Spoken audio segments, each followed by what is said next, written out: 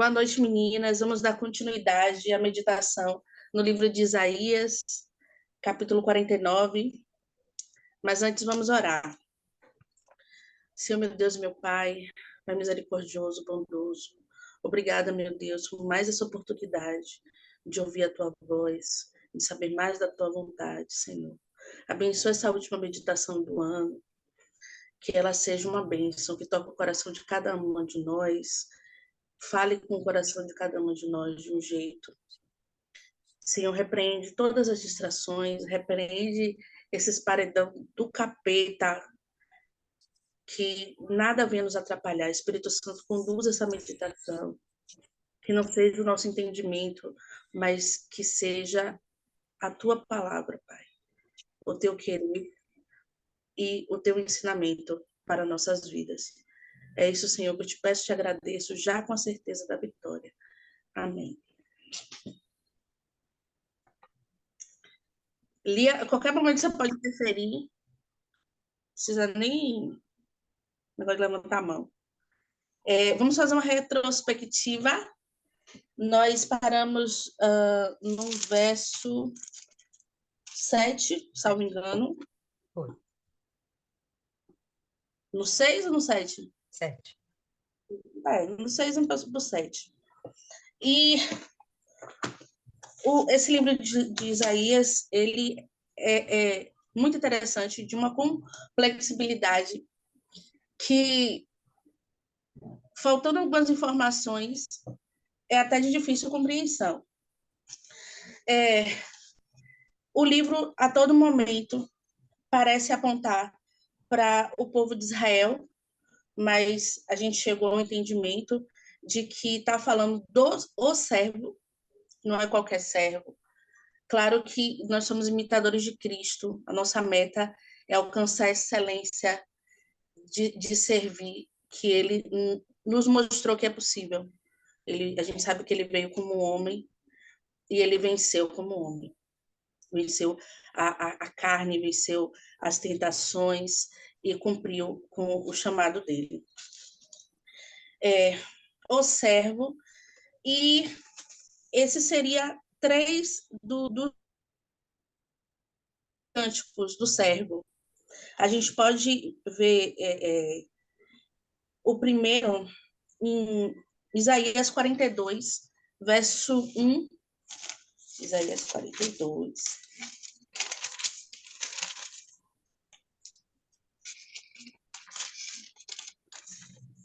Verso 1. E na minha Bíblia está assim, o servo do Senhor. E do meu 7, eu vou ler. Eis aqui o meu servo, a quem sustenho o meu eleito, em que se comprais a minha alma. Pus o meu espírito sobre ele, ele trará justiça aos gentios, não clamará, não se exaltará, nem fará ouvir a sua voz na praça. A cana trilhada não quebrará, nem apagará o pavio que fumega, com verdade trará justiça. Não faltará, nem será quebrantado, até que ponha na terra justiça, e as ilhas aguardarão a sua lei, guardarão a sua lei. Assim diz o Senhor, assim diz Deus, o Senhor, que criou os céus e os estendeu e espraiou a terra e a tudo quanto produz, que dá a respiração ao povo que nela está, e o espírito aos que andam nela. Eu, o Senhor, te chamei em justiça, e te tomarei pela mão, e te guardarei, e te darei por aliança do povo, e para a luz dos gentios, para abrir os olhos dos cegos, para tirar da prisão os presos, e do cárcere os que já fazem em trevas. A gente pode ver que tem muita similaridade com o 49. O 49 seria o segundo, e o terceiro seria Isaías 50. A gente pode ver no verso 4 ao 11. Isaías 50 é o próximo livro. Misericórdia, peraí. 50, do 4 ao 11. Eu vou ler para vocês. O Senhor Deus me deu uma língua erudita para que eu saiba dizer a seu tempo uma boa palavra a que está cansado. Ele desperta-me todas as manhãs, desperta-me o ouvir para que eu ouça como aqueles que aprendem. O Senhor Deus me abriu os ouvidos e eu não fui rebelde, não me retirei para trás, as minhas costas ofereci aos que me feriram e a minha face aos que me arrancavam os cabelos. Não escondi a minha face dos que me afrontavam e me cuspiam. Porque o Senhor Deus me ajuda, assim não me confundo. Por isso pus o meu rosto como um seixo, porque sei o que não serei envergonhado. E isso no tempo de Isaías, esse livro, e a gente consegue ver claramente as características, o caminhar, a história de Jesus. E eu tenho até uma teoria. Lendo os outros livros, o Novo Testamento, eu vejo que Jesus tem muita, ele sabe na ponta da língua o livro de Isaías. Vocês já repararam? Várias vezes ele cita com muita tranquilidade a teoria que ele, claro que ele está, ele é Senhor do tempo, e ele é o verbo, a gente sabe que desde o do princípio ele está ali presente, mas nesse momento ele também está. Ele sabe de tudo, né? Mas essa era a minha teoria, que ele viveu esse momento. Os textos falam sobre o servo de Deus. Verdade. A minha teoria é essa, de que ele sabe tanto, mas eu também pensei, porque desde pequenininho os israelitas ouvem a Torá, né? A leitura da Torá no tabernáculo. Mas é o seguinte, quer falar alguma coisa, Lia? Não, senhora.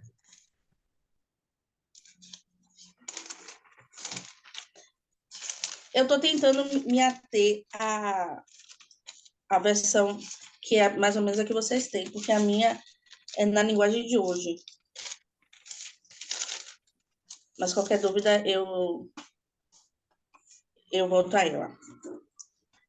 Vamos continuar com o texto. Aí a gente viu que se trata do servo.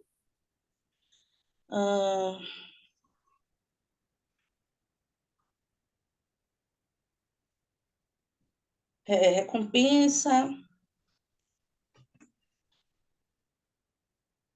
Sexto.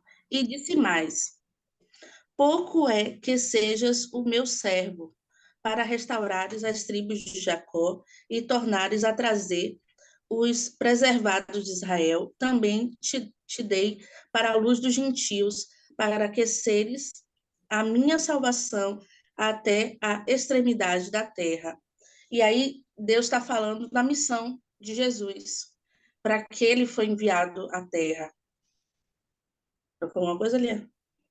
Não, senhora. Você anotou alguma coisa? A respeito desse verso, na verdade, a gente falou da última vez, né? 7.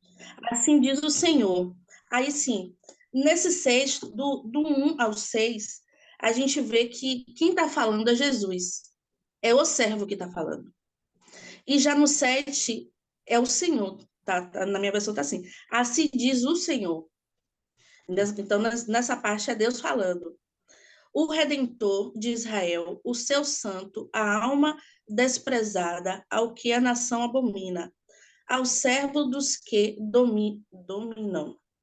Os reis o verão e se levantarão, como também os príncipes, e eles diante de ti se inclinarão por amor do Senhor, que é fiel, e do Santo de Israel que te escolheu.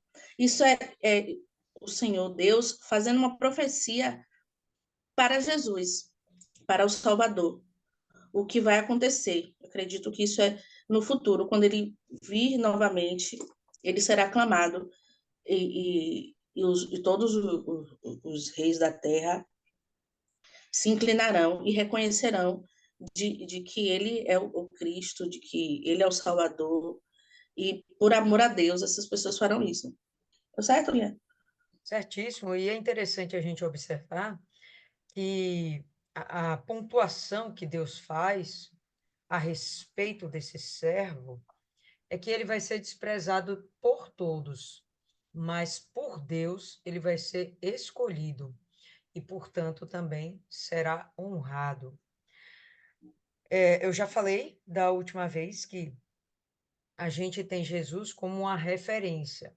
Esse daqui é o servo perfeito, aquele que fez toda a vontade de Deus, todo, cumpriu tudo, tudo, tudo, tudo. E não à toa, ele foi grandemente exaltado e recompensado, né? Então, quando ele fala isso, obviamente a gente tem que tomar para nós também, tá? Temos de tomar isso para nossas vidas. Nós somos servos do Senhor. Ponto final. E também seremos desprezados e rejeitados por este mundo, assim como Jesus foi. Por quê? Porque carregamos o nome dele. Então, não é nem que ele, as pessoas, os povos, nos rejeite, o mundo nos rejeite. Rejeita aquele que nos enviou. Rejeita o Senhor Jesus. Mas Deus está falando aqui claramente que, ainda que ele seja rejeitado, ele vai ser escolhido e honrado de tal forma que todos aqueles que o perseguiram reconhecerão que ele é filho do Altíssimo e que vai deter em suas mãos todo o poder, toda a honra e toda a glória desse universo. Todos se dobrarão diante dele. No meu entendimento, aponta facilmente para o governo do milênio, onde a gente sabe que será o momento em que o Senhor Jesus reinará nessa terra.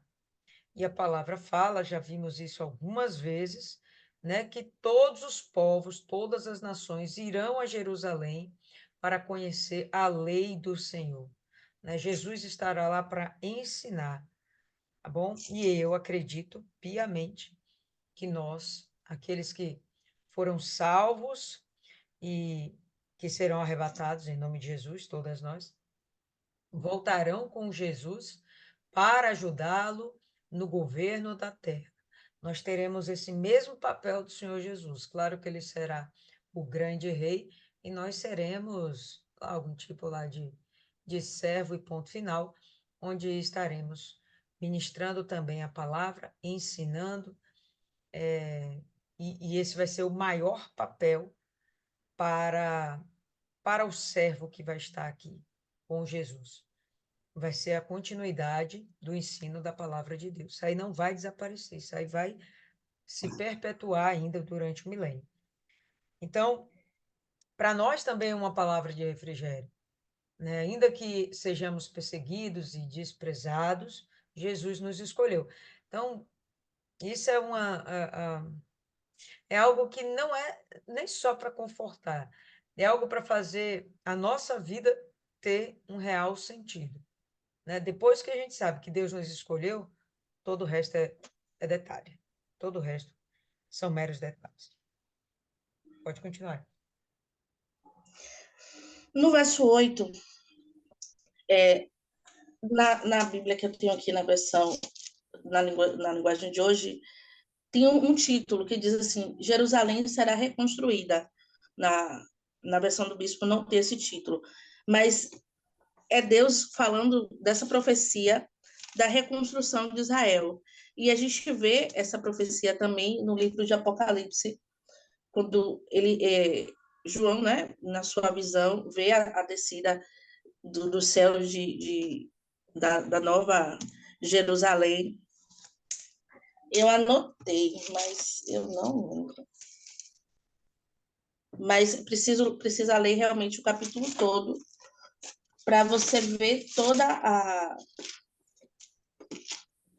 Como é que negócio? A descrição da descida da Nova Jerusalém? Dentro, premonição não, com o nome. Profecia? Eu acho que é Apocalipse 11, viu? 21, não? Não. As duas testemunhas. Será que é 21? Isso, 21. Que fala do novo céu, a nova terra, a nova Jerusalém. Isso faz parte dessa profecia, eu acredito. Verso 8. Assim diz o Senhor: no tempo aceitável te ouvi, e no dia da salvação te ajudei. E te guardarei e te darei por aliança do povo, para restaurares a terra e dar-lhes em herança as herdades assoladas. Na outra versão está assim: o Senhor Deus diz ao seu povo: quando chegar o tempo de mostrar minha bondade, eu responderei ao seu pedido. Quando chegar o dia de salvá-los, eu os ajudarei e os protegerei, e por meio de vocês farei uma aliança com os povos. Construirei de novo o país de vocês e devolverei a vocês a terra que agora está arrasada. Alguma coisa ali?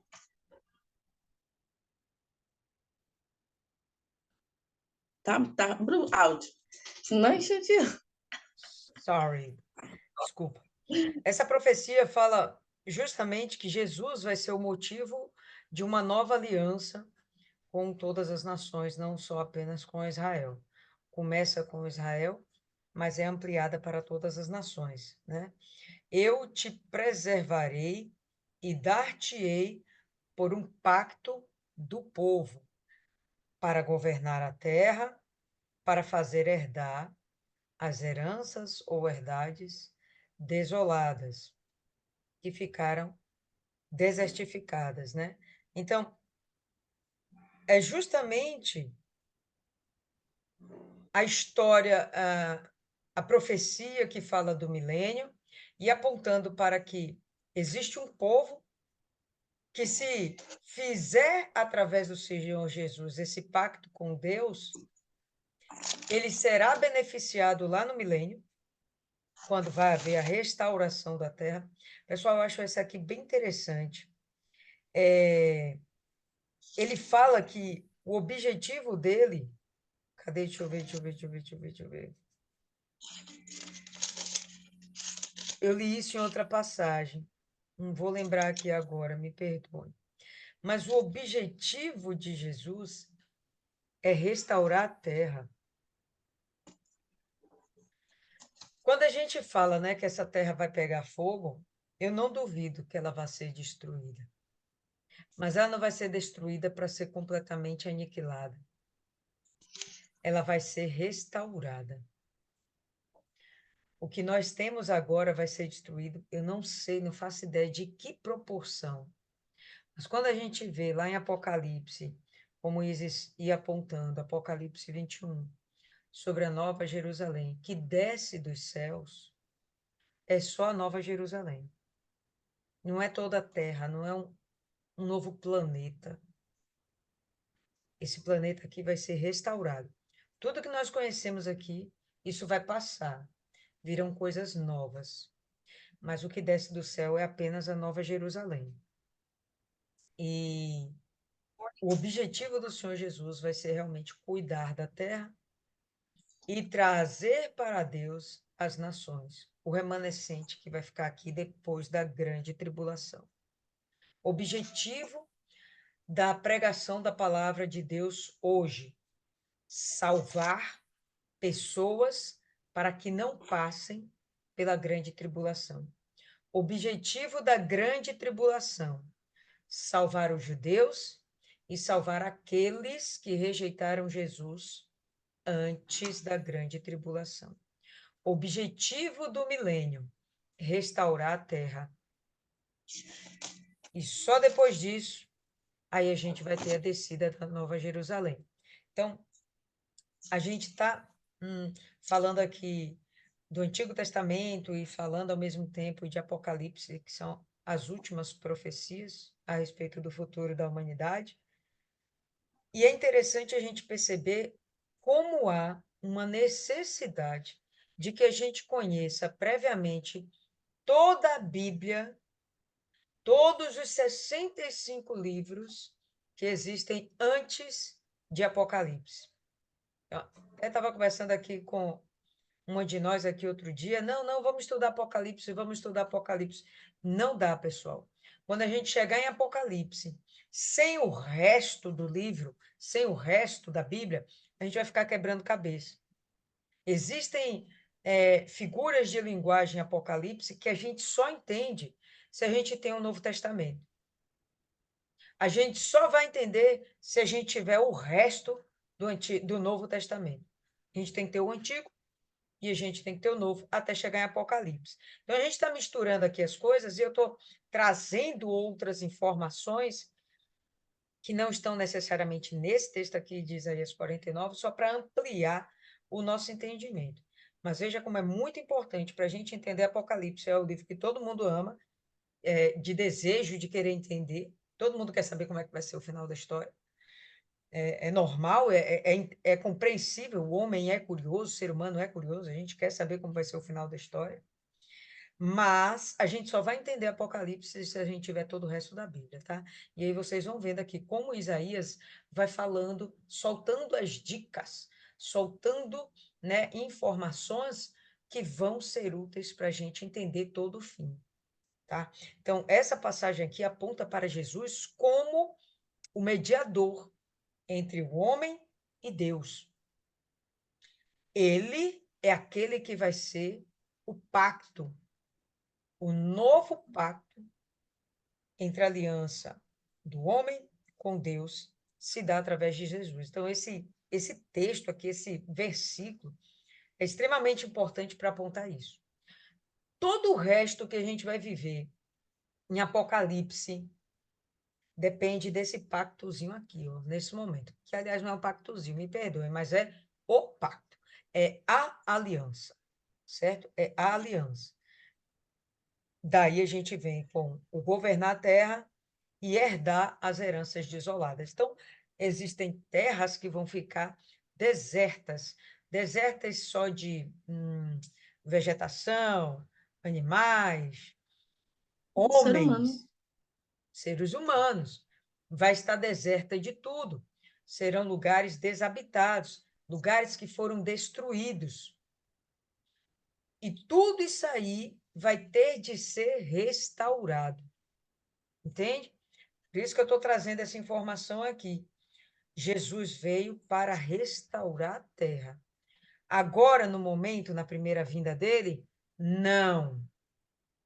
Ali foi o momento de anunciar a salvação. Primeira vinda do Senhor Jesus foi para anunciar a salvação. Próxima vinda dele, quando ele pisa os pés aqui nessa terra, já é para governá-la e restaurar a terra.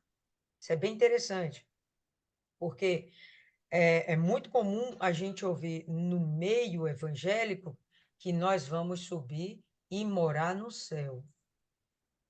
Não é o que a palavra fala. Nós vamos passar um tempo, aqueles que forem arrebatados, aqueles que forem salvos antes da grande tribulação. A gente vai ter o direito de entrar no céu. Depois disso, voltamos para a terra. Depois do milênio, aí a gente vai estudar Apocalipse lá para o final. Tá bom? Mas antes, vamos nos ater aqui e vamos entender nesse verso que Jesus é o pacto, tá? Para a humanidade, para termos acesso a Deus. E o objetivo do Senhor Jesus vai ser restaurar a terra. A terra e as nações são a herança que Jesus vai ter como recompensa de toda a sua obediência ao mandar de Deus. Tá? Pode seguir. E é interessante ver quando Jesus reúne ali os seus discípulos no momento da Páscoa e mostra o cálice, né? Está em Lucas 22, 20.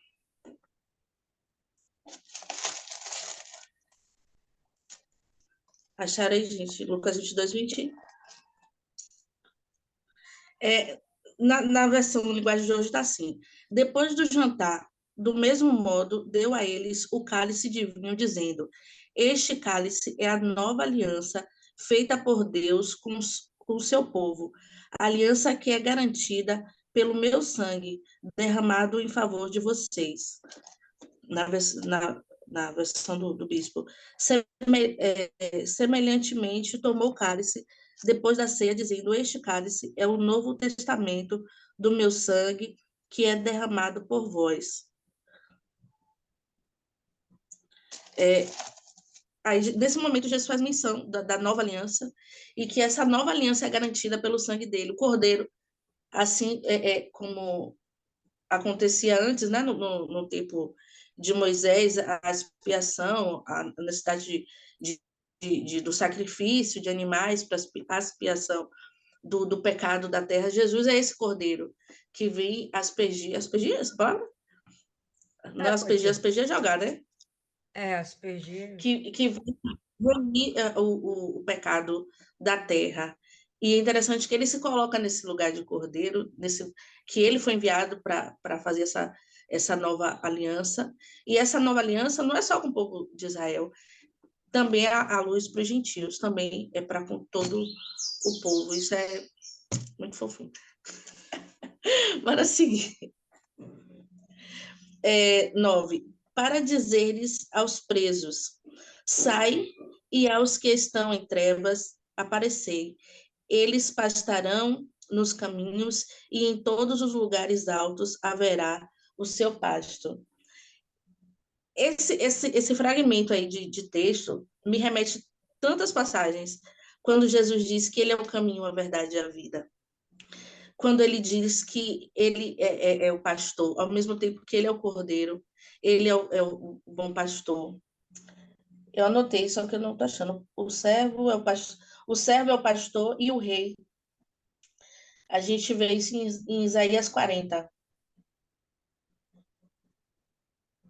É isso? Deixa eu ver se é Isaías 40.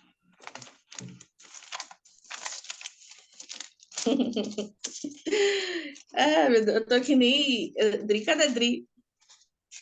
Adriana deve estar limpando a igreja. Que não entende o que escreve. Você está nessa vibe também? Deus é mais. Isaías, cadê Isaías 40?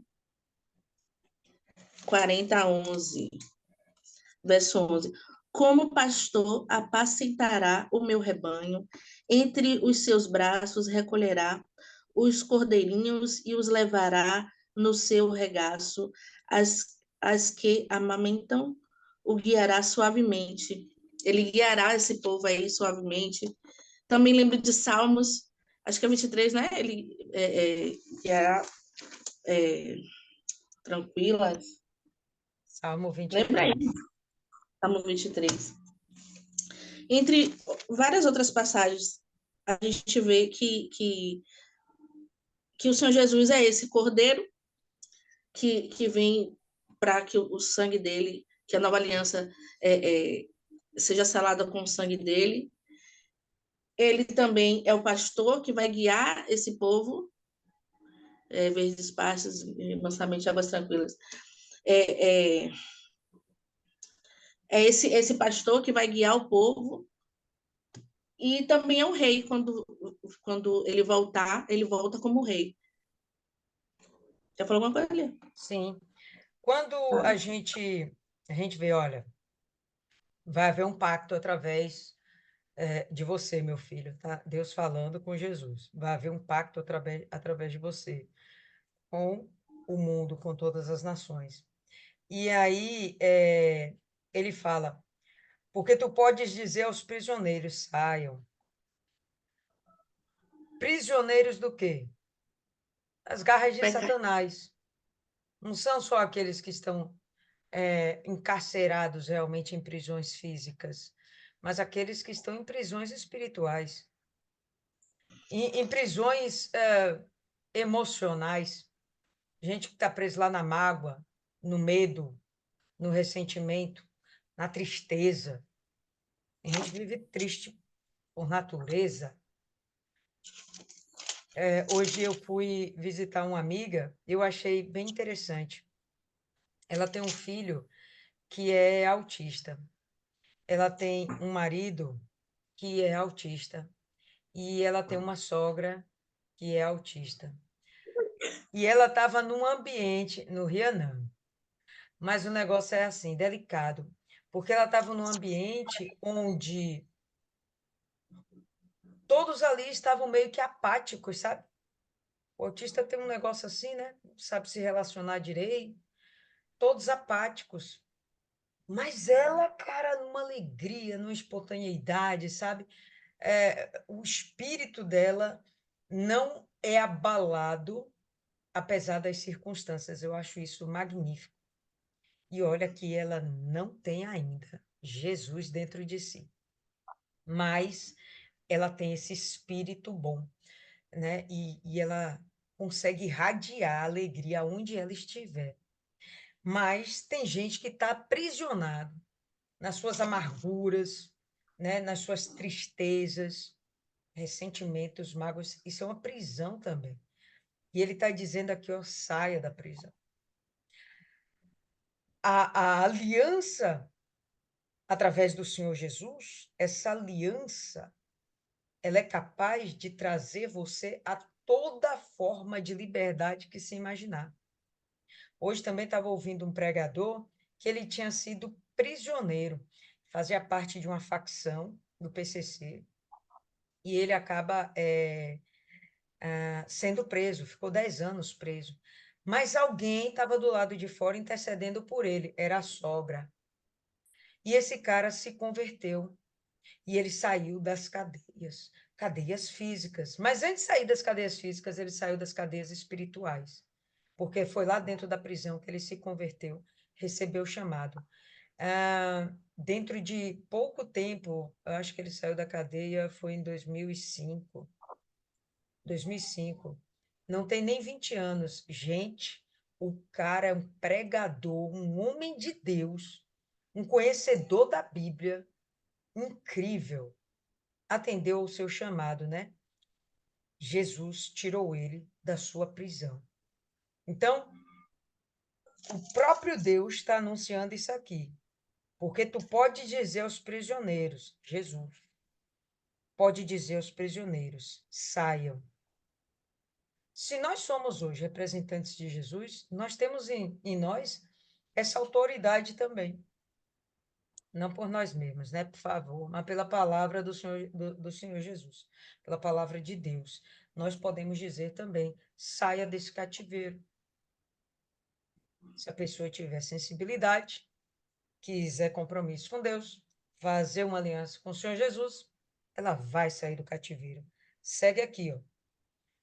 Para aqueles que estão na escuridão, nas trevas, mostrem-se, saiam da zona do medo, né? Você imagina quem está na escuridão, né?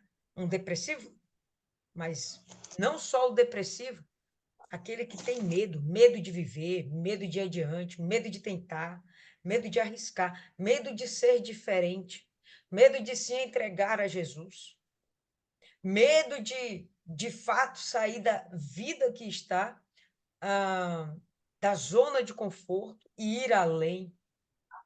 Então ele dá essa mensagem: mostrem-se, apareçam, venham para a luz, desde que te vejam. É interessante que essas pessoas que vão sair das trevas, no final das contas, elas vão ser luz também.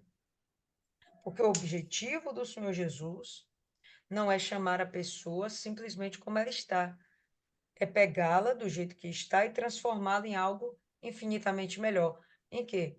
Na imagem e semelhança do Altíssimo, né? Então, quando ele fala isso aí, eu achei isso aqui bem legal. E em seguida, eles se alimentarão nos caminhos, e suas pastagens serão em todos os lugares altos. Você já foi para aí, Isis? Me perdoe, eu não vi direito, mas eu acho que sim, né? Você já fechou o verso 9. E quando eu penso nisso aqui, eles se alimentarão nos caminhos. Jesus, na sua caminhada, Deus vai suprir todas as suas necessidades. Ele vai discorrer sobre isso aqui ao longo do texto, né? Ele vai suprir todas as suas necessidades, né? Então, eles serão apacentados, serão alimentados. E aí você imagina, é o quê? É o pão e a água? Sim, concordo plenamente. O pão de cada dia. Mas se a gente for mais profundo, será também apacentado pela própria palavra de Deus. E é a palavra de Deus que realmente gera transformação. Não tem como a gente ter uma vida mudada nesse mundo se a gente realmente não for transformado. Quem transforma é a palavra. Não, quem transforma é o Espírito Santo. O Espírito Santo é um guia. Ele não transforma se você não quiser ser transformado. Ele guia você a toda verdade. Aí você conhece toda a verdade. O que você faz com essa verdade? Assume para si e começa a praticá-la.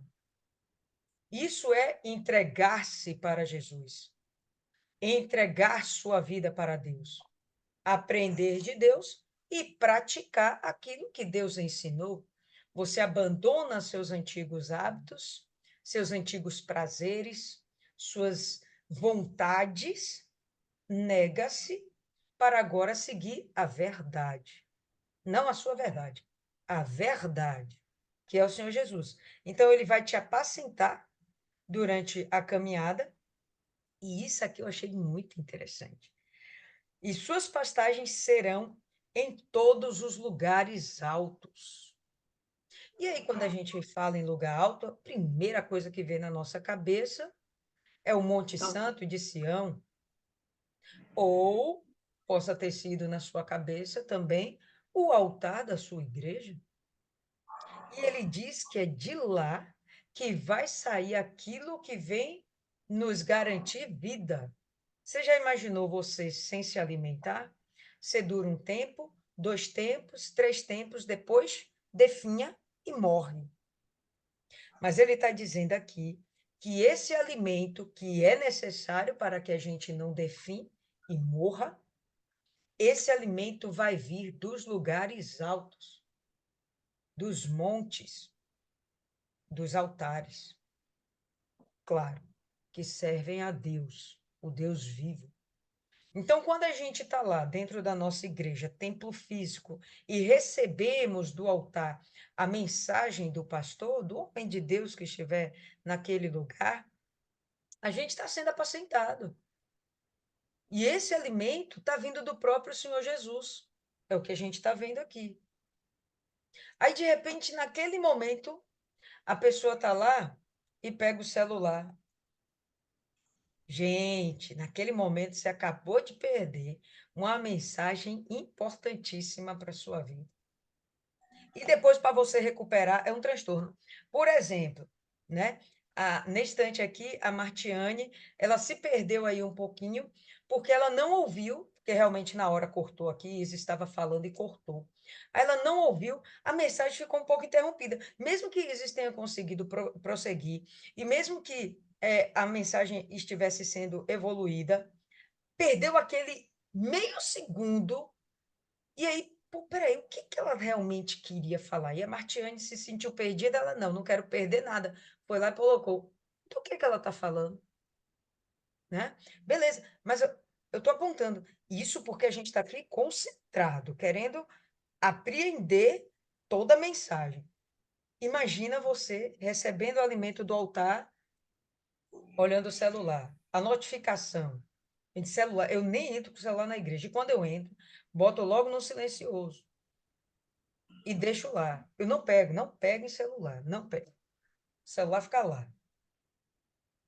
Eu não quero que nada me distraia. Eu estou na busca do Espírito Santo. Eu estou em uma oração e um clamor, momentos específicos da nossa reunião. Eu fecho meu olho, eu não quero tomar parte de nada que está na minha frente, do meu lado, nada. Se eu abrir o meu olho, eu vou me desconcentrar e eu posso perder aquele momento de comunhão com Deus, me desconcentrar. Tem gente até que esquece o que estava falando. A gente se perde até no meio da oração. Então, essa ideia de você focar naquilo que Deus está te dando é extremamente importante para garantir a sua vida. Porque sem esse alimento, você vai definhar. Você passa um tempo, 2 tempos, mas aí você vai definhar e vai morrer. Ponto final. Mas ele está garantindo aqui, olha, se você seguir o meu caminho, eu estou contigo nesse caminho. A gente vai ver que ele até facilita o caminho. Estou contigo por esse caminho, vou te alimentar e o alimento vai vir dos lugares altos. Eu achei isso aqui fantástico, velho. Não vai vir de qualquer lugar. Diz que Deus é Deus dos montes. É Deus do vale também, das planícies. Mas o lugar especial é os montes. O lugar do sacrifício é no monte. O lugar do sacrifício é no altar. É de lá que vem o melhor. Sabe? Não é, não é qualquer coisa. É algo muito mais santo. É algo verdadeiramente santo. Então, eu penso que isso aqui a gente deve levar para a nossa vida a partir de hoje. Tá? Concentra na alimentação que você está recebendo no momento em que você está participando da reunião na sua igreja. Concentra. Não olha para as vestes do irmão, tá? Não olha para as vestes do pastor, não olha para o obreiro que passou, para a pessoa que está gritando do seu lado. Às vezes é até inconveniente, viu, pessoal? Tem gente que, quando está orando, grita, fala alto. Eu acho que um momento de clamor, ok, né? Toda a igreja está envolvida naquele espírito, mas um momento de intimidade, de comunhão, não, é intimidade mesmo. Se o próprio Jesus, ele diz que quando a gente quiser falar com Deus, entre no quarto sozinho, feche a porta, é porque não é para tomar parte mais ninguém do que você vai falar com Deus. Bom, mas a gente está num ambiente público, vamos dizer assim, né? Tem gente do lado do outro. Não, fala baixo, é você e Deus, não precisa gritar, não precisa se exaltar, porque você vai atrapalhar o coleguinha do seu lado, o irmãozinho do seu lado, você vai atrapalhar, tá? Então, aproveita aí que são dicas para que a gente tenha uma boa convivência dentro da igreja e não perturbe quem quer realmente ter um compromisso com Deus. Se alguém quiser acrescentar aí algo mais, a Martiane colocou aqui uma coisa interessante. Sento na primeira fileira para ter total atenção. Minha prática desde que eu entendi que é do altar que vem o meu alimento. Quando eu entrei na igreja, eu sentava no meio. E talvez seja algo normal, né?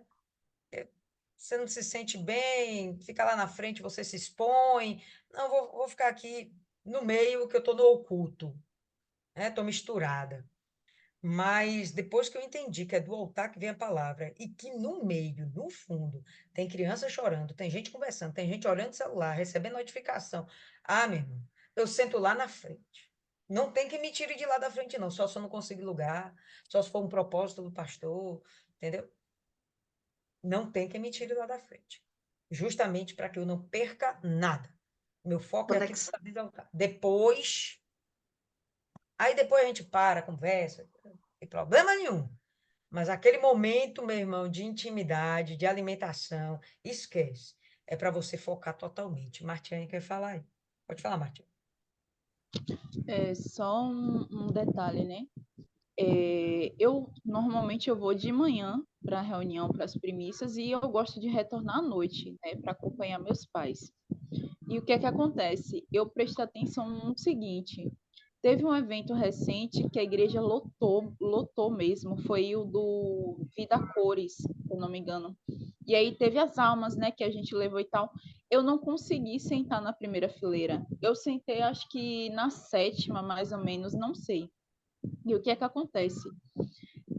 Choro de criança, aquelas coisas assim. Eu não me senti legal, né? Eu senti, poxa, não tô conseguindo prestar atenção direito. E aí, de noite, eu fui e eu sentei na primeira fileira. Vocês acreditam que eu tinha percebido um detalhe no testemunho que estava passando que eu não tinha conseguido perceber de manhã? E eu fiquei assim, cara, peraí, mas passou esse testemunho, como assim eu não ouvi isso? Eu estava com a mente aonde?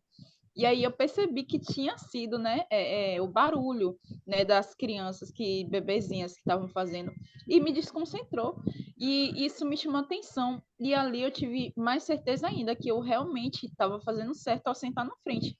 Porque tem gente que não senta na frente, ou por vergonha, ou tipo assim, tem medo do pastor falar alguma coisa e perguntar, né, pra gente, enfim. Mas vale muito a pena a gente sentar na frente, né? Mostra uma total dependência, né?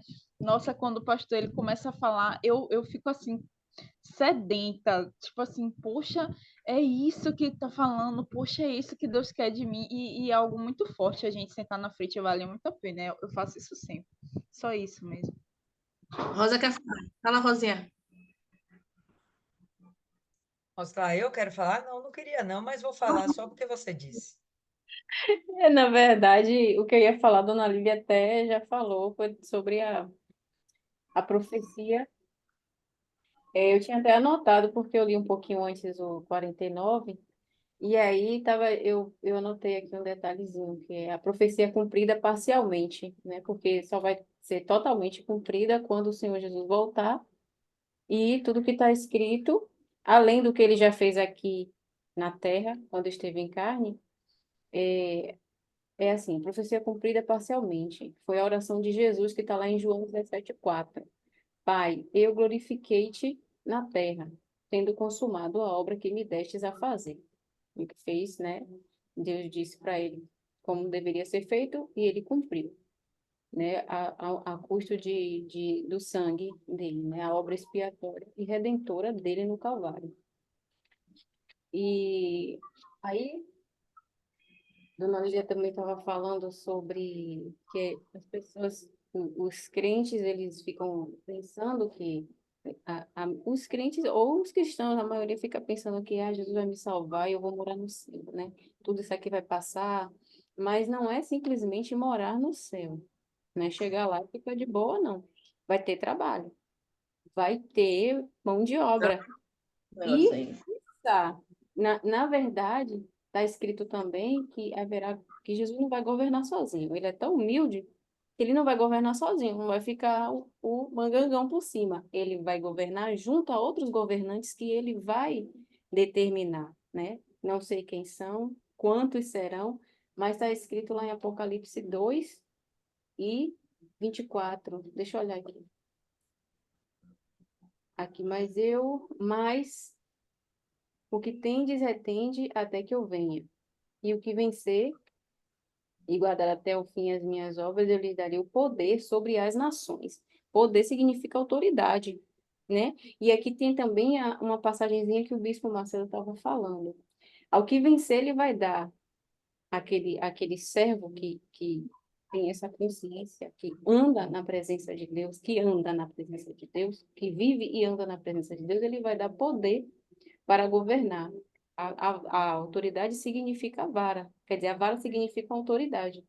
Então, ao que vencer e guardar até o fim as minhas obras, eu lhe darei poder sobre as nações. Vai governar junto com ele. E com vara de ferro, né, que significa autoridade, as regerá. Então, todos os demônios, toda a falange maligna vai ter que reconhecer isso. Assim como vem Jesus a autoridade de se curvar, vai ter que se curvar a essa autoridade que os governantes dele estará vestido, revestido. E serão quebradas como vasos de oleiro, como também recebi de meu Pai. Assim, o que Deus fez em Jesus, glorificou ele sobremaneira, Deus vai fazer o mesmo com a gente. Tem esse som maravilhoso aí, Isis. Deixa eu ver se a janela do quarto está aberta. Peraí. E posso continuar, Continuar, dona Lília? Rosa. Pode continuar, E Rosa. mesmo como diz, até que o Senhor Jesus disse que também nos assentaremos com ele no trono e receberemos a coroa. Tudo que ele recebeu, quer dizer, então temos que ser realmente imitadores, né? E a gente não pode se passar nessa correria, nas distrações da vida, deixar de ser servos responsáveis, atentos às palavras e começar a levar uma vida que não tem nada a ver com Deus, com o propósito de Deus, está saindo está inserido no propósito de Deus. E a observação que o bispo fez está aqui, né? O que tem o poder sobre as nações. Foi dado pelo Senhor Jesus aos seus discípulos vencedores. Se eles não assumiram ainda essa condição, é outra questão. Essa autoridade não se limita ao mundo físico, mas abrange, sobretudo, o espiritual, né? A nossa vida é totalmente espiritual. Com ela, podemos subjugar os espíritos malignos, principados e todo o poder do inferno. Enquanto o povo de Deus não assume essa autoridade, e tem gente que não assume essa autoridade, que ele foi delegada, muitas vezes a autoridade na vida de um cristão, de um servo, está na mão do diabo, e ele está se passando. O diabo, que ele foi delegada, o diabo, por intermédio de uma infinidade de seitas, religiões pagãs, vai dominando os povos e as nações de toda a terra. Uma coisa é dominar toda a terra e os povos, e as pessoas que não têm nada a ver com Deus. Outra coisa é dominar os cristãos, né?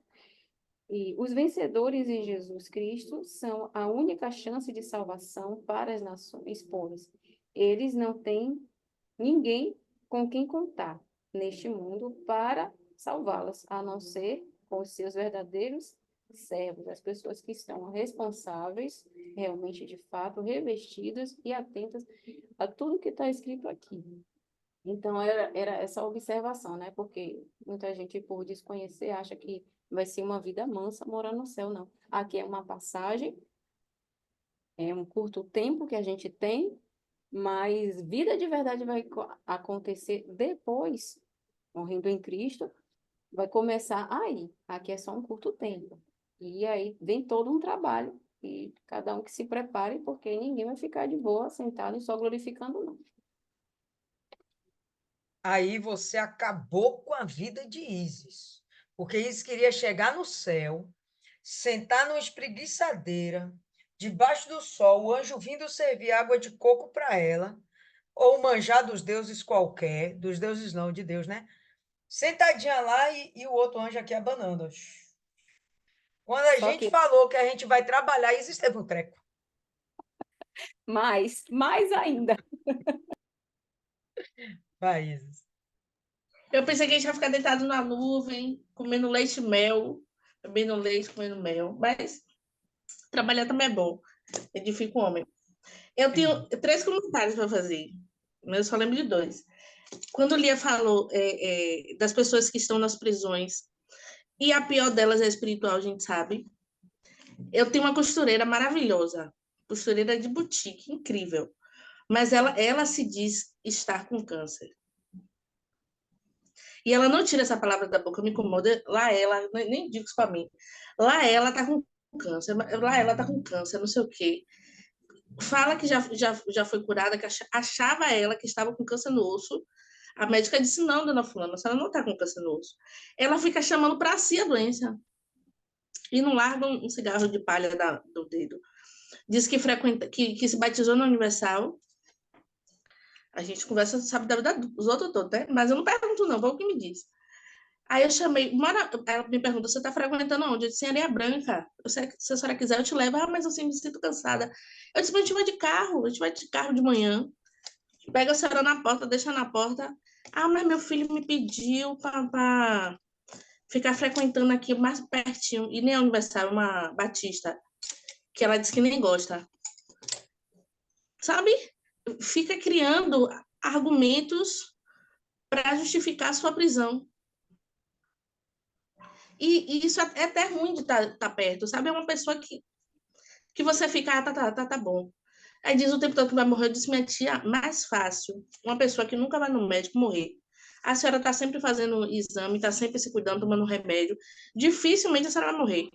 Mas ela recebeu a palavra, assumiu a palavra e vive o tempo todo com essa palavra de condenação. Sendo que Deus cura, que Deus salva.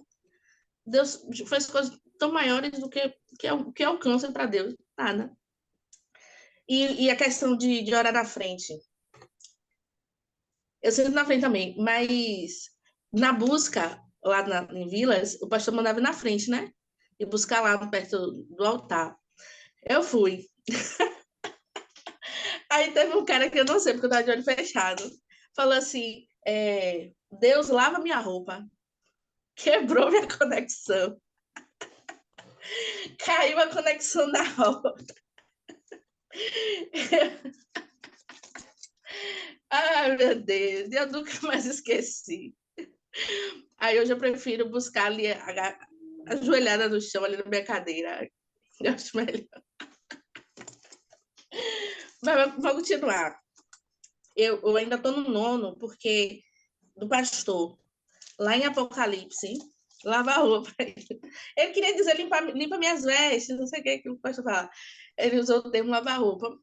Muito simples, mas não está errado, não. Em Apocalipse, cadê Apocalipse? Cadê? 7, 16. 16, 17. 16, 17. Cadê 16 16? também. 16 também, né? É. 15. Elas nunca mais terão fome nem sede, nem o sol, nem qualquer outro calor forte a castigará. Tenho uma experiência em busca. Lívia falou.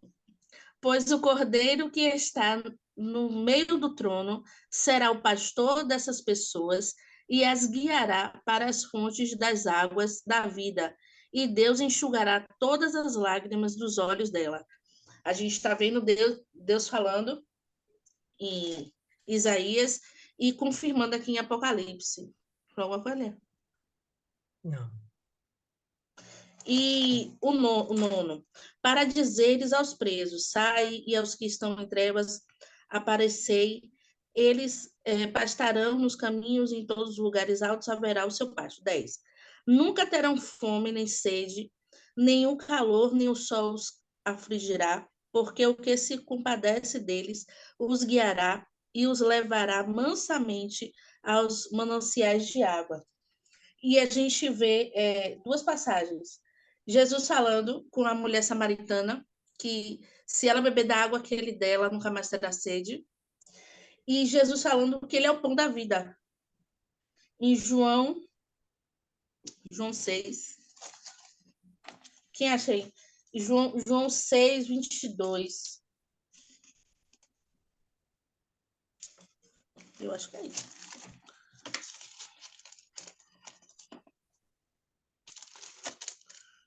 João Fez quanto isso?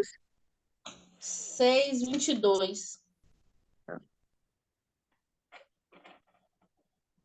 É que eu anoto os números aqui que nem eu sei, porque 6, 22, aí botei 71 e 10.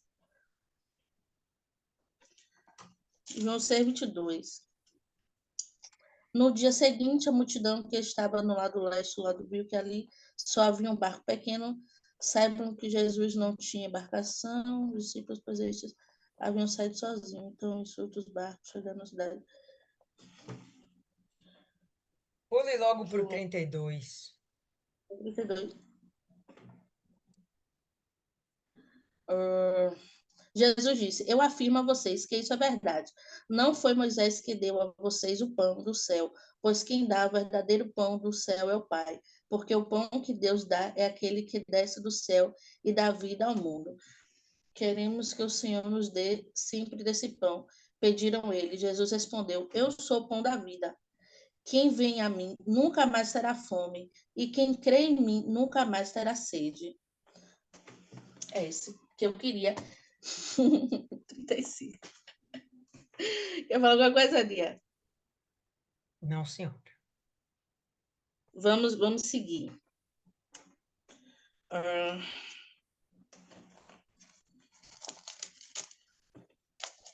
Eu já nem sei qual versão que eu tô lendo.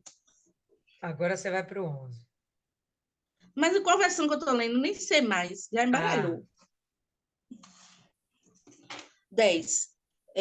Nunca terão fome, nem sede, nem o calor, nem o sol os afligirá, porque os que se compadecem deles os guiará e os levará mansamente aos mananciais de água. 11. E farei de todos os meus montes um caminho, e as minhas estradas serão levantadas. Já falou alguma coisa assim? Eu quero, vou voltar aqui só um pouquinho no 10, quando ele fala assim, que nem o calor, nem o sol os afligirá. A gente vai imaginar aqui, pessoal, o povo de Israel saindo da Babilônia e voltando para Jerusalém. Eles vão atravessar um deserto, mas Deus vai guiá-los. Estamos espiritualizando aqui o texto bastante, e é perfeitamente cabível. E o que eu penso aqui é que, por mais que venha o calor e o sol, as dificuldades, os problemas, as confusões, a tribulação, as perturbações, seja lá o que for, pode dar o nome que quiser, doença, problema de família, perdas financeiras, dê o nome que você quiser. Por mais que essas coisas venham, quando a pessoa tem essa aliança com Jesus, ela não tem o que ter. Essas coisas não afligirão. O deserto deixou de ser deserto? O sol deixou de ser sol? O calor deixou de ser calor? Não, as condições estarão lá. Os problemas estarão lá. Mas isso não vai ser suficiente para abalar a fé da pessoa. No momento que ele fala de afligir, aflição, então você vai ver a pessoa perturbada, preocupada, com medo. E ele está dizendo aqui, não, isso, nada disso vai afligir essa pessoa. De fato, a gente vive o sobrenatural quando a gente tem essa aliança com Jesus. Da gente ver as nossas necessidades sendo supridas, todas elas, e da gente perceber que a gente não tem o que temer. Por mais que venha um dia mau, um dia ruim, tranquilo, o dia seguinte, as lágrimas serão enxutas e o sorriso vai ser colocado no rosto. Ponto final. Quanto tempo dura a chegada do dia seguinte? Não importa, que você não pode perder a sua confiança. Se você perde sua confiança, é pronto. No primeiro minuto do dia mal, da aflição, do problema, você se entrega, né? Fica naquele derrotismo. Mas quando ele fala aqui que nada os afligirá, que eu acho que não tem nada pior do que o deserto. Porque no deserto você não tem plantação, no deserto você não tem água, no deserto você tem um calor, você não tem proteção, você não tem uma sombra para se esconder. Então, o deserto é a comparação das piores condições que podem afligir, acontecer para um ser humano. E ele está dizendo aqui, aquele que confia em mim, vai passar pelo deserto sem dor de cabeça. Porque se for necessário, ele vai lá, envia uma nuvem, bota a sombra, precisar de alimento, ele joga o maná do céu, vai fender a rocha, vai sair água, os milagres acontecerão. Mas você está confiante? Ok, os milagres vão acontecer na sua vida. E aí, quando ele fala aquilo que eu falei há pouco, sobre o facilitar da nossa caminhada, ele diz que está junto no caminho o tempo todo, né? Apacentando a gente. E aqui ele fala assim, no verso 11, eu tornarei todos os meus montes um caminho. Significa isso, que ele vai aplanar a caminhada. Os obstáculos, as dificuldades, ele vai te ajudar nisso, ele vai te ajudar a atravessar. Se você não for capaz de atravessar, ele vai remover o obstáculo mesmo. Se ele perceber que dá para você atravessar, ele vai te dar mais uma fortalecida e você vai pular aquilo. Ele está como seu acompanhante fiel. Né? Tornarei os montes um caminho. As minhas estradas serão exaltadas, no sentido de que essas estradas elas vão ser abertas. E as pessoas louvarão, poxa, tem esse caminho para eu andar, tem esse caminho para eu passar. Então, ele vai facilitar a caminhada. Eu vi aqui que Paloma falou, a vida do crente não é fácil. Não, não é fácil. Mas vamos pensar direitinho? Depois que a gente conhece Jesus, a coisa se torna bem mais suave.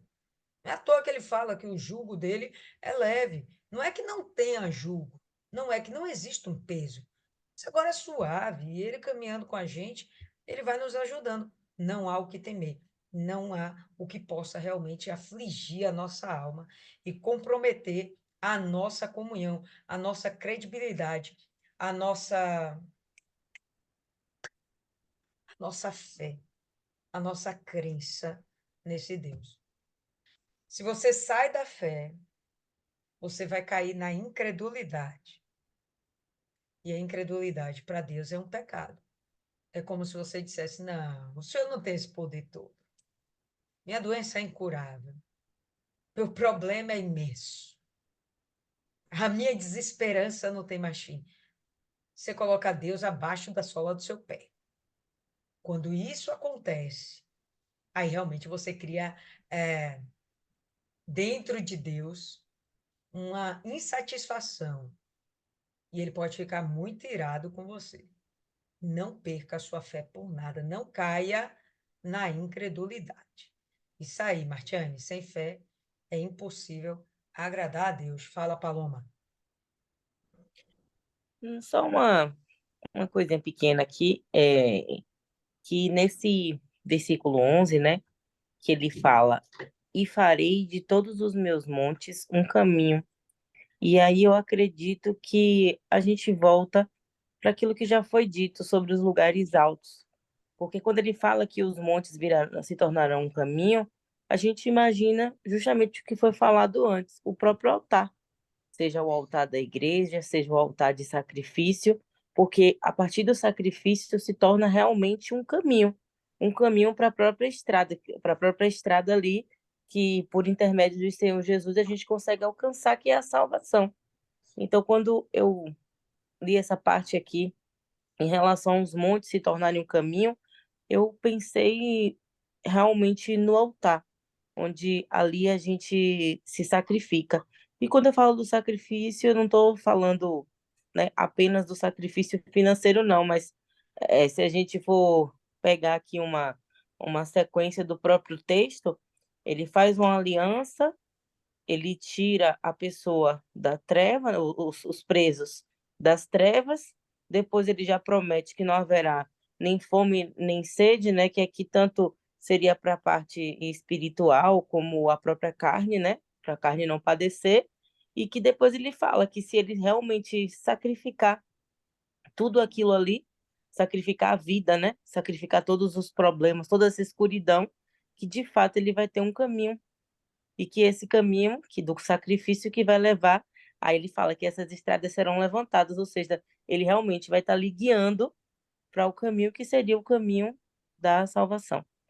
É somente isso mesmo. Perfeito. Segue aí. Eu adoro as intervenções de vocês, porque aí eu me acho das minhas próprias anotações.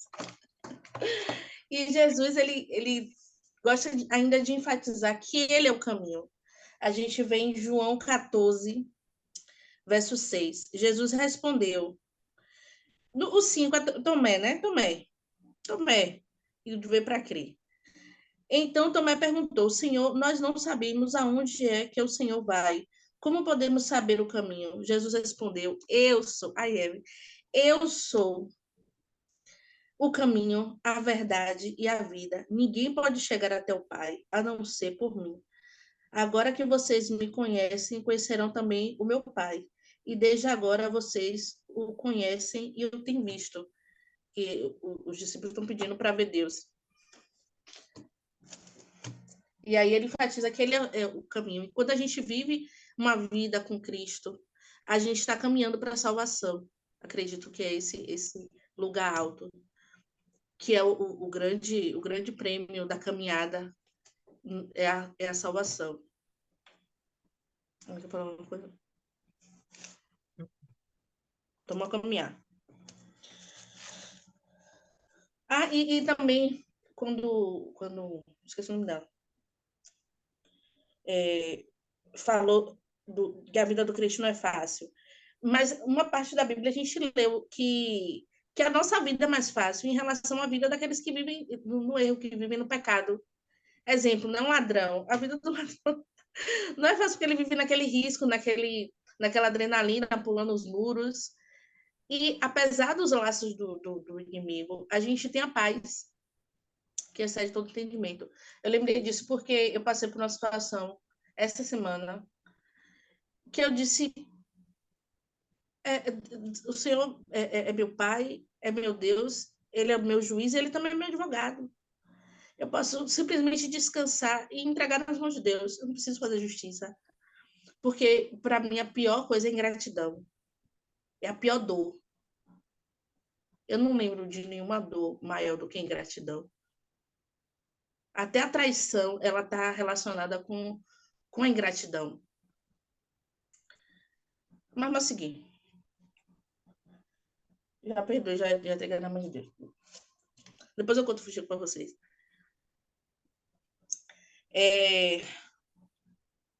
Verso 11, 12. 12. Eis que estes virão de longe.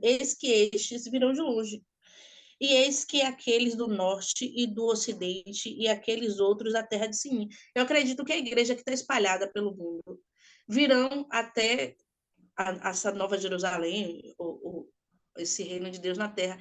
E essas pessoas virão de todos os lugares da terra. Aqueles do norte, do ocidente e aqueles outros da terra de Sinim. Eu pesquisei Sinim, Egito. Li em outras meditações que seria China, Japão. China. China. Japão e China. Mas que uma parte do território do Egito cairia aí da China, mas a terra de Sinim. Ninguém sabe exatamente que terra é essa. A Bíblia não fala muita coisa a respeito, e esse é o único momento em que fala dessa bendita terra. E não se sabe realmente de onde o texto está falando. Mas, enfim, né? As pessoas, por mais distantes que elas estejam, usando Jerusalém sempre como centro, por mais distante que elas estejam de Deus, e vamos entender Jerusalém como centro, porque é lá que está o monte de Deus. É a cidade de Deus, é o lugar na terra escolhido por Deus, ponto final. Então, por mais distante que estejam, elas vão se tornar para esse lugar. Elas vão voltar-se para Israel. Será que Sinim não é a gente, não? Que a gente está longe, não? Até chegar lá, minha filha. 13. Exultai, ó céus, e alegrai-te, ó terra, e vós, montes, estalai com júbilo, porque o Senhor consolou o seu povo e dos seus aflitos se compadecerá. A gente vê isso que é o futuro. Quando Jesus vir, a gente pode se alegrar nesse momento da vinda de Jesus. Eu acredito nisso. Que será um momento, né, glorioso. E que a terra pode se alegrar com júbilo, porque o Senhor consolou o seu povo e dos seus aflitos se compadecerá. Deixa eu ver se eu não tenho uma coisa. O alcance será mundial. Eu acredito que quando Jesus voltar vai ser uma notícia mundial. E eu anotei aqui: vinde a mim todos que estão cansados, nem eu entendo minha letra. Mateus 11, 28 ao 30. Cadê Mateus? 11, 28.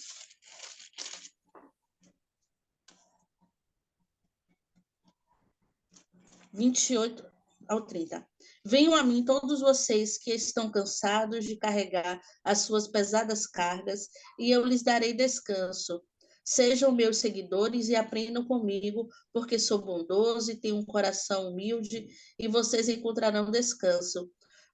Os deveres que eu exijo de vocês são fáceis, e a carga que eu ponho sobre vocês é leve. Quer falar alguma coisa, Liana? Não, senhora. Vamos seguir. 14. Porém, Sião diz: já me desamparou o Senhor, e o meu Senhor se esqueceu de mim.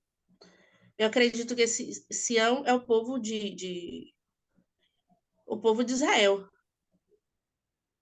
Mas eu não entendi por que ele botou Sião. Sião não é o monte que ele habita? Exato. E lá não é o centro, nem a capital de Israel?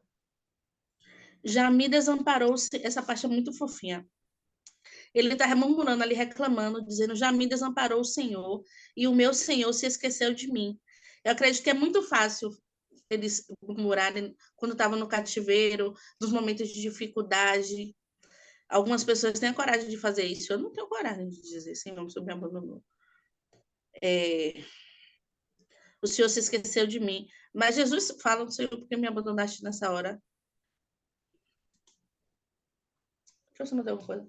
No cativeiro seria fácil sentir o abandono de Deus. Quer falar alguma coisa? Hoje de manhã Não, né? tava conversando com uma senhora, Dona Cida até estava do lado. E a senhora estava lá agoniada, desesperada, toda entristecida e revoltada ao mesmo tempo. Porque está sofrendo de uma dor há muito tempo, dor mesmo física, né? E simplesmente Deus não cura. Ela estava lá revoltada. E ela disse que orou e falou com Deus: ou o Senhor me cura, ou o Senhor me mata. Na hora eu dei risada, porque pelo jeito que ela falou, mas Deus não tem poder para curar. É desnecessário a gente chegar e falar assim: ou o Senhor me mata. É desnecessário. Deus não vai te matar porque você tem um problema a ser resolvido, né?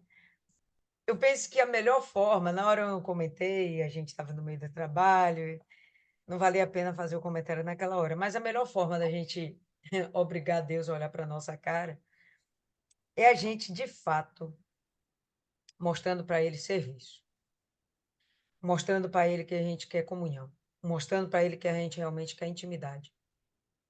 A melhor forma da gente mostrar para Deus que a gente precisa de um socorro urgente é servindo a Ele com mais intensidade ainda.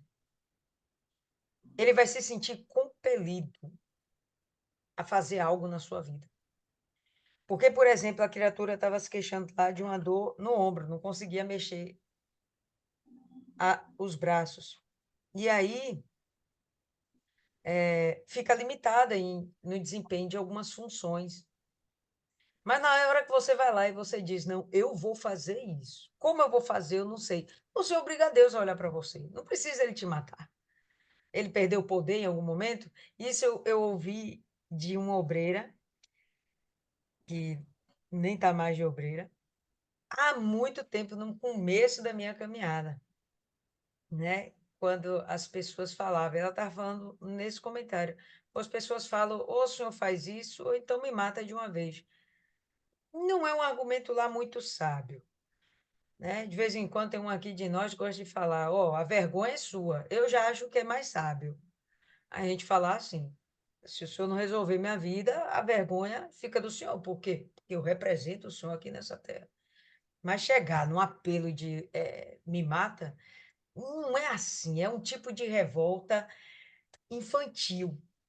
É uma espiritualidade infantil.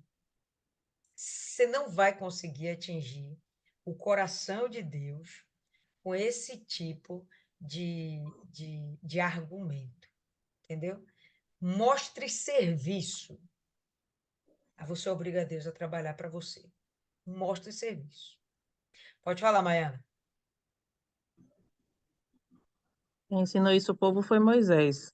A culpa é dele. Pois bem, e ele falou isso no momento de revolta. Pueril, inocente não, infantil. Entendeu? Infantil. A gente tem que ser mais sábio, até na hora da gente clamar a Deus, a gente tem que ter essa sabedoria. O que Sião está falando aqui? Vou passar já a palavra para você, Martiane. Sião é Israel, perfeito. O Senhor me tem abandonado, o meu Senhor me tem esquecido de mim. E aí ele vai argumentar, o próprio Deus vai argumentar, desnecessário, né? Mas ele vai argumentar. E ele vai dizer que não tem como ele esquecer de ninguém. Não tem como ele esquecer. Mas você tem mostrado serviço para ele olhar para sua cara e dizer que ele tem que fazer alguma coisa na sua vida porque você realmente quer ser testemunha dele? Não, estou aqui esperando o milagre acontecer. Ah, não, mas eu já estou fazendo, eu já estou fazendo. Faça mais. Não, mas eu estou fazendo muito. Faça mais. Provoque. Provoque seu milagre. Vá além. Não, mas estou tudo de mim. Mentira, não está. Não está. E tem vezes que Deus diz não, né? Mas, meu irmão, quando ele vê seu gás, não tem jeito. Ele vai ter que dizer sim. Ele vai ter que fazer alguma coisa. Fala, Martiane. Eu estou assistindo novamente a novela Reis do Início, né? Só para deixar claro, a gente sabe que a novela ela tem lá o seu enredo, né? Ela cria personagens, coloca que na verdade não estão na Bíblia, mas para dar um ar, né, de como foi o decorrer da história. Então o autor ele coloca esses personagens, né, e dá um enredo para eles. E me chamou muita atenção o fato, porque a parte que eu estou assistindo, né, a arca ela foi tomada, né, da cidade, enfim, tá todo mundo sofrendo e teve um senhor chamado Eliúde, se eu não me engano, e ele perdeu um dos filhos da guerra. E o interessante é que antes deles irem para a guerra, os dois filhos dele, lá no exército, eles escutaram as palavras de Samuel, falando acerca de Deus, de ter só um Deus. Só que os pais dele, eles criam em Baal, né? E ali, quando veio o momento da guerra, eles tiveram uma atitude assim, digamos assim, querendo segurança, né? É aquela coisa, né? A gente não crê totalmente em Deus, mas a gente crê um pouco. Então a gente tem que ter um plano B, tipo isso, sabe? E aí eles pegaram aquelas amuletos, né, de Baal, colocaram no pescoço e o filho dele questionou: mas pai, a gente não tem que ter só um Deus? E o pai dele falou assim o seguinte: a gente tem que ter, não faz mal a gente crer em outros deuses, porque se um Deus falhar, o outro vai lá e resolve, né? E do meio para o fim, o filho dele acabou falecendo na guerra, faleceu até com um amuleto de Baal na mão. E a atitude do pai foi a seguinte: não creio mais em Deus, Deus não serve, e ele está nesse trecho, né? Ele está o tempo todo reclamando de Deus, está bebendo bastante, reclamando com todo mundo e falando asneiras, né? E a esposa dele falou o seguinte, né, pro filho dele, falou assim: meu filho, não ligue pro seu pai, porque seu pai ele tá magoado com Deus. E cara, isso me chamou muita atenção, porque é a realidade de muitas pessoas sem perceber, elas têm mágoa de Deus, porque Deus simplesmente não fez o que elas queriam, porque Deus simplesmente não deu a resposta que elas esperavam, porque Deus simplesmente não deu aquilo que elas tinham a expectativa, Deus não respondeu. Então, as pessoas hoje em dia estão assim, Deus só é Deus para elas se fizerem o que elas querem. Se não for, não é Deus.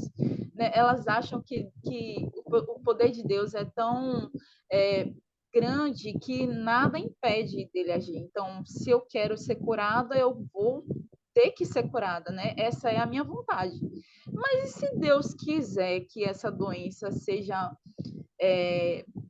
uma forma de me aproximar dele, de me reconciliar com ele para depois eu partir, né? Se for só para me salvar, né? Então a questão é essa: as pessoas elas querem um Deus que supra as necessidades dela.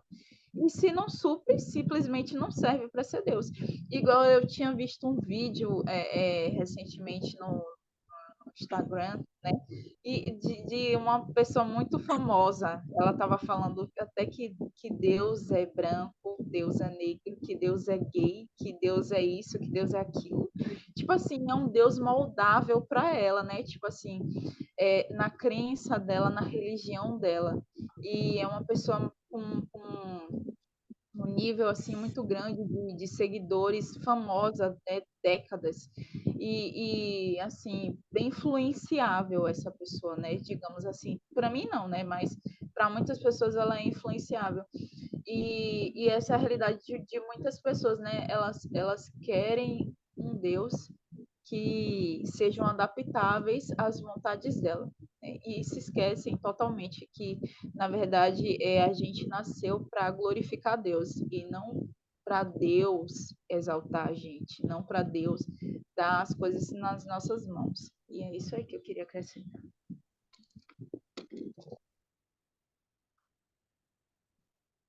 E Abre o áudio, Liz.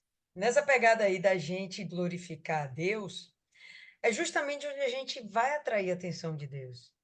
E ele vai transformar a nossa condição. Por quê? Porque a gente vai ser testemunha. A gente pode até não ser testemunha contando, por exemplo, o nosso testemunho pessoal, mas a gente vai ser testemunha porque a gente vai falar que ele realmente é um milagreiro, porque ele realmente é um salvador, que ele realmente é um curador. E vai falar aquilo com uma propriedade tal que as pessoas vão olhar para você e vão crer. Você transmite confiabilidade no tom da sua voz, sabe? Na segurança do que você fala. Então, não tem jeito, pessoal. Você quer atrair a atenção de Deus? Faça mais. Para Ele, faça mais. Fala, Paloma. Em relação aqui a essa parte do texto, eu achei interessante que o Salmos 22, né, que é onde Davi retrata, né, a dor do Senhor Jesus, né, sobre o que ele passou, que o texto já começa falando, né, Deus meu, por que me desamparastes, né? Um pouco igual ao que o povo tá falando aí, né? Falando que Deus também desamparou ao Senhor. E que eu achei legal porque esse texto complementa justamente esses salmos, porque lá embaixo ele começa falando, é, lá no versículo 9 ele fala: Mas tu és o que me tiraste do ventre, fizeste-me confiar, estando aos seios de minha mãe. E agora aí ele complementa justamente falando: Porventura pode uma mulher esquecer-se tanto de seu filho que cria, que não se compadeça dele, do filho do seu ventre? Mas ainda que se esqueça dele, contudo, eu não me esquecerei de ti. E justamente daquela parte do texto do Salmo 22, ele complementa, né, falando justamente isso, que ele não iria se compadecer. Então, eu não achei tanto assim que esse versículo 14 foi o povo meio que duvidando, não. Foi um povo que realmente por algo. Passou por algo e que nesse meio tempo eles acreditaram que porque eles passaram por aquilo, acho que não tinha aquela noção do pecado, porque nem todo mundo conhece e entende que justamente o livre-arbítrio que Deus dá faz com que a gente tenha as consequências de nossas ações.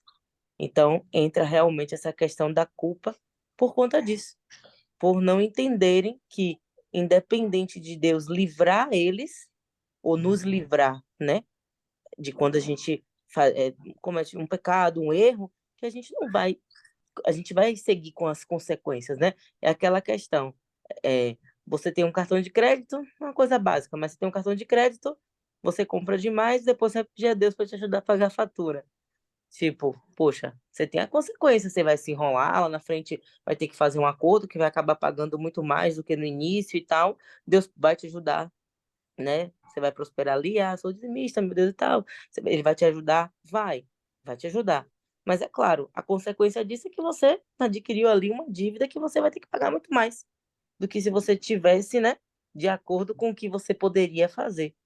Então eu achei bem legal essa comparação. Não consigo comparar tão mais porque o Salmo 22 também é muito grande, acho que ia alongar bastante.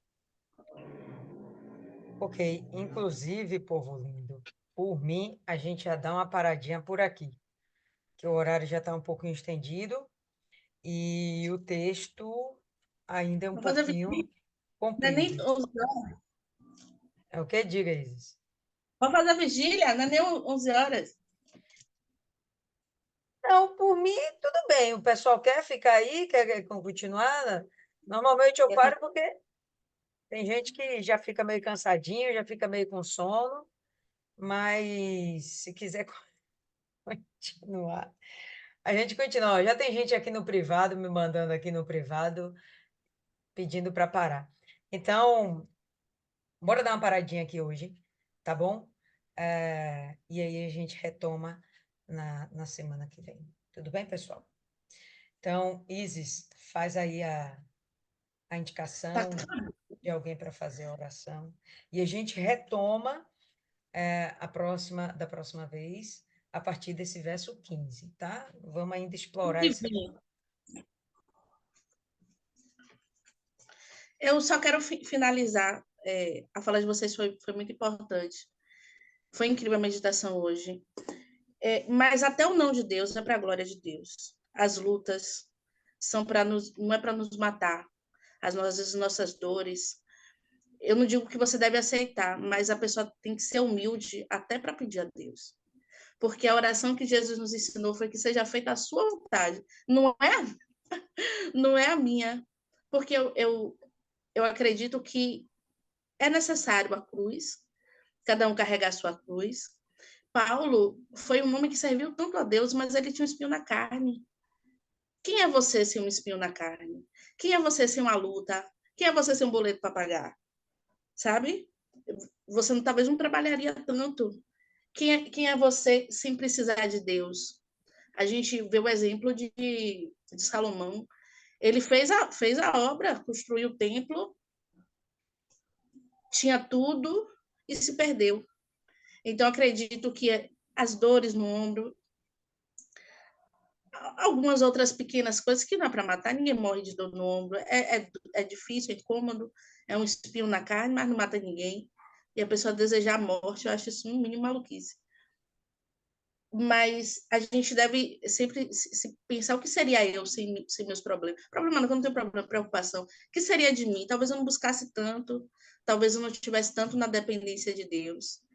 E eu acredito que até o nome de Deus é por amor, sabe? Não é por maldade, não. É por amor. E terminando o verso que Paloma chegou a entrar, da mulher. Porventura, pode uma mulher esquecer-se tanto do seu filho que cria, que não se compadece dele? Pode. Essa semana eu vi vários exemplos de que pode. Mulheres que jogam o menino no lixo, que jogam no vaso, que mata e bota em panela de pressão. Mas o nosso Deus, ele é fiel. E ele nos ama, apesar do amor da mãe ser grande, mas pode falhar, mas o dele nunca falha. O amor dele é grande, é eterno, ele nos ama e tudo que ele faz para a gente é para o nosso bem. E eu acredito, só quem pode tirar onda é servo. Só o servo que pode chegar e tirar essa onda com Deus Pai, ou se eu me cura ou se eu me mata, porque ele tem lugar de fala, ele tem uma autoridade que o seu servir, o seu se colocar para Deus lhe dá. Agora, a pessoa que não faz nada, não vai nem limpar uma igreja, quer tirar onda com Deus, acho no mínimo maluquice, quer morrer mesmo. Mas ora para a gente aí, consagra o nosso 2024, que seja de muitas bênçãos, muita vitória, com mais presença de Deus, e que se rolar, estou pronta para a salvação. Se Jesus voltar em 2024, sucesso também. Ora aí, vai. Mas travou o que foi?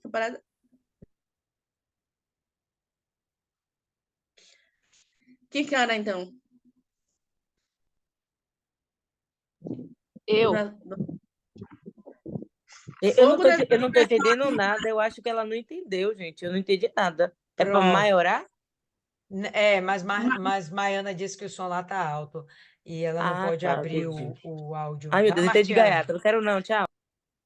Vai, Martiane Martiane. orar. Ou foi o Vicente falou? Eu. Pode ir, Martiane. Vamos nessa.